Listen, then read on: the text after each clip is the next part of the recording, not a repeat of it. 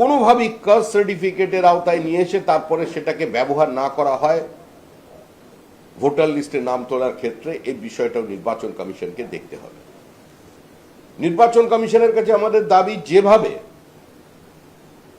Birth certificate issue করা হলো দীর্ঘদিন পরে, আমরা জানি স্কুলে ভর্তি হতে গেলে বার্থ সার্টিফিকেট লাগে, অন্যান্য অনেক কাজেও বার্থ সার্টিফিকেট লাগে। একজন 30 বছর 35 বছরের মানুষ, তার বার্থ সার্টিফিকেটের প্রয়োজন হচ্ছে এখন যখন এসআইআর চলছে, এবং ওই বার্থ সার্টিফিকেট দেওয়া হচ্ছে কোথায়? বার্থ সার্টিফিকেটের সবচেয়ে বেশি ক্যাম্প বসেছে বিভিন্ন সীমান্তবর্তী জেলায়। বার্থ সার্টিফিকেটের ক্যাম্প কে বসিয়েছেন? ফিরহাদ হাকিম। আজকে জমির পাট্টা বিলি করা হচ্ছে, বিভিন্ন সংখ্যালঘু এলাকায় জমির পাট্টা বিলি করা হচ্ছে, যাদের ন্যাশনালিটি কোশ্চেন, যারা চিহ্নিত রোহিঙ্গা বলে, বাংলাদেশি বলে, সে সমস্ত বস্তির মধ্যেও আজকে পাট্টা বিলি করা হচ্ছে, যে কোনোভাবে জমির সার্টিফিকেট। আজকে নির্বাচন কমিশনের উচিত যে প্রত্যেক ক্ষেত্রে যে আমাদের জন্ম মৃত্যুর যে রেজিস্ট্রেশন আছে, সেটা শ্মশানঘাটেই হোক কিংবা কবরস্থানই হোক, এবং জমির নাম রেজিস্ট্রি করার ক্ষেত্রে, দলিল তৈরি করার ক্ষেত্রে সরকারের কাছে যে নির্দিষ্ট নথি আছে তার সঙ্গে এটা ম্যাপিং করার।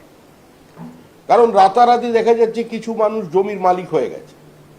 এখন এই ভোটের প্রক্রিয়ায় আমরা গিয়ে দেখলাম যে বাবা বেশি হয়ে গেছে, ছেলে মেয়ে কম হয়ে গেছে, আবার কোনো জায়গায় ভাই বোনের বিয়ে হয়ে গেছে।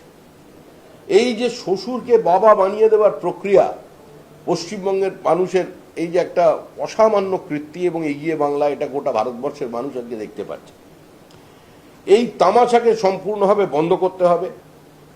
আগামী 1 মাসে যদি ঠিকঠাক করে আমাদের বিএলওরা কাজ করেন, তারা বহু অসুবিধার মধ্যে কাজ করেছে। এরকম অনেক বিএলও আছেন যারা প্রতিবাদ করতে পর্যন্ত গিয়েছিলেন, মিছিলে অংশগ্রহণ করতে বাধ্য হয়েছিলেন, কিন্তু যে বুথে তিনি দায়িত্ব পেয়েছেন সেখান থেকে 183 ভোট বাদ গেছে, 171 ভোট বাদ গেছে, 119 ভোট বাদ গেছে। আমরা কারোর নাম ডিসক্লোজ করতে চাই না, কারণ আমাদের সঙ্গে বিএলওদেরও একটা নিরন্তর যোগাযোগ আছে, অনেক বিএলওর সঙ্গে আছে। পশ্চিমবঙ্গের সরকারি কর্মচারী যারা, স্কুল শিক্ষক যারা, তাদের যে মেরুদণ্ড সম্পূর্ণভাবে প্লাস্টিকের হয়ে যায়নি, তথাকথিত আমলা এবং পুলিশের বড় কর্তাদের মতো অন্তত এই কাজ করতে নেমে তারা বন্দুকের নলের সামনে দাঁড়িয়েও সেটা প্রমাণ করে দিলেন যে একজন স্কুল শিক্ষকের তেজ অনেক আইপিএস অফিসারের থেকে বেশি। যে বিএলওরা কাজ করেছেন, এবং অধিকাংশই যেভাবে তাদের নিষ্ঠা, চাপের কাছে নথি স্বীকার না করে মেরুদণ্ড সোজা রেখে সঠিক তথ্য সঠিকভাবে আপলোড করেছেন, তাদের প্রত্যেককে দলের পক্ষ থেকে অভিনন্দন জানাচ্ছি এবং কৃতজ্ঞতা স্বীকার করছি। 12টি রাজ্যে একসঙ্গে এসআইআর চললেও পশ্চিমবঙ্গের সামাজিক পরিস্থিতি সম্পূর্ণ ভিন্ন। একদিকে লাগাম ছাড়া অনুপ্রবেশ, জনসন্তুলনের বদল, সংবিধানের শপথ নেওয়া প্রশাসনিক প্রধান রাজ্যের মুখ্যমন্ত্রীর সরাসরি নির্বাচন কমিশন থেকে শুরু করে বিএলওদের পর্যন্ত হুমকি, বিএলওদের পরিবারের উপর আক্রমণ, তারপরেও 1,70,00,000 ভোটারের নাম এই রাজ্যে প্রশ্নচিহ্নের মুখে। 58 লক্ষ এর মধ্যে বাদ গেছেন। 84 লক্ষ ভোটারদের এই শুনানিতে অংশগ্রহণ করতে হবে। 2002 থেকে 2025-এর মধ্যে কিভাবে এখানে বৈপ্লবিক পরিবর্তন ঘটে গেছে ভোটার লিস্টের মধ্যে, এই ক্ষেত্রে আমরা আবেদন করব বিএলওদের কাছে যে আপনারা এতদিন কঠিন পরিস্থিতিতে সমস্ত রক্তচক্ষুকে উপেক্ষা করে আপনারা যে কাজ করেছেন, তাতে ভোটার লিস্টের অনেকটা শুদ্ধিকরণ হয়েছে, এবং দয়া করে এটা আবেদনই করতে পারি আমরা, বাদবাকি বিএলওদের সুখ শান্তি দেখার ব্যবস্থাটা, বিএলওদের পারিশ্রমিকটা যাতে ঠিক সময় তারা পান সেটা দেখার দায়িত্ব যেভাবে নির্বাচন কমিশনের একই সঙ্গে রাজ্য সরকারের, সেটাও যাতে তারা সময় মতো পান। এবং যাদের প্রয়োজনে বেশি কাজ করতে হচ্ছে বা পরিস্থিতি তো অন্য রাজ্যের থেকে এখানে সম্পূর্ণ ভিন্ন, কারণ এখানে সরাসরি সাংবিধানিক সংস্থাকে চ্যালেঞ্জ করছেন রাজ্যের মুখ্যমন্ত্রী স্বয়ং, তাদের বিষয়টি দেখা দরকার। এবং এই শুনানির সময় আমাদের যেটা দাবি যে পশ্চিমবঙ্গের বর্তমান পরিস্থিতি, পশ্চিমবঙ্গের সাম্প্রতিককালের বিভিন্ন লোকাল বডিজের নির্বাচন থেকে শুরু করে বিভিন্ন ভোট পরবর্তী হিংসায় রাজ্য সরকারের ভূমিকা, রাজ্য নির্বাচন কমিশনের ভূমিকা, শাসক দলের ভূমিকা, এটা মানুষের জানা। এত মৃত্যু গত 10 বছরে অন্য কোনো কারণে অন্তত নির্বাচনকে কেন্দ্র করে ভারতবর্ষের অন্য কোনো প্রদেশে কোনো দিন হয়নি। সংখ্যালঘুদের উপরে আক্রমণ, তারা মারা যাচ্ছে বিভিন্ন জায়গায়,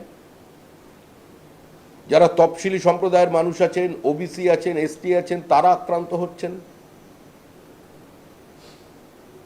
এই পরিস্থিতি ভারতবর্ষে অন্য কোনো রাজ্যে নেই, যেটা আজকে পশ্চিমবঙ্গে আছে। আজকে আমরা আবার বলছি যে এই সময়ে, যে সময় শুনানি প্রক্রিয়া চলছে, সে সময় সিসিটিভির প্রয়োজন, লাইভ স্ট্রিমিং যাতে হয় সেটা দেখার প্রয়োজন। প্রত্যেক বুথে যেখানেই করুন সেটা তার ব্যবস্থা করতে হবে এবং এর দায়িত্ব সম্পূর্ণ বিডিও এবং এসডিওকে দিতে হবে। কোনো পার্টি অফিস নয়, কোনো বিশেষ কোনো অঞ্চলে কোনো ক্লাব নয় যেখানে এক সংখ্যক মানুষের কোনো অ্যাক্সেস থাকবে না। সরাসরি এখানে বিডিও অফিসে ব্যবস্থা করুন, এসডিওর অফিসের ব্যবস্থা করুন, প্রকাশ্যে যাতে প্রত্যেক মানুষ যেতে পারেন এরকম কোনো পরিস্থিতি তৈরি করুন এবং এ ব্যাপারে নির্বাচন কমিশনের কাছে কড়া মানে যাতে তার নজরদারি থাকে, তার জন্য আমরা তাদের আহ্বান জানাচ্ছি। আমরা এটাও বলছি যে শুনানির সময় নির্বাচন কমিশনের কাছে আমাদের দাবি যেন আধা সামরিক বাহিনী, কারণ পুলিশ এখানে নিরাপত্তা দেবে না, পুলিশ নিরাপত্তা দেবার পরিবর্তে কিছু জায়গায় পুলিশই আক্রমণ করবে। কিন্তু এই নিরাপত্তা যদি পুলিশ না দিতে পারে বা সরকারের এ ব্যাপারে যদি সম্পূর্ণ উদাসীনতা যখন নির্বাচন কমিশন দেখছে, নির্বাচন কমিশনের উচিত যে অন্তত এই শুনানির সময় যেন আধা সামরিক বাহিনী রেখে তারপরে শুনানির ব্যবস্থা করা হয়। 2010 থেকে 2025 পর্যন্ত যে ওবিসি সার্টিফিকেট ইস্যু হয়েছে,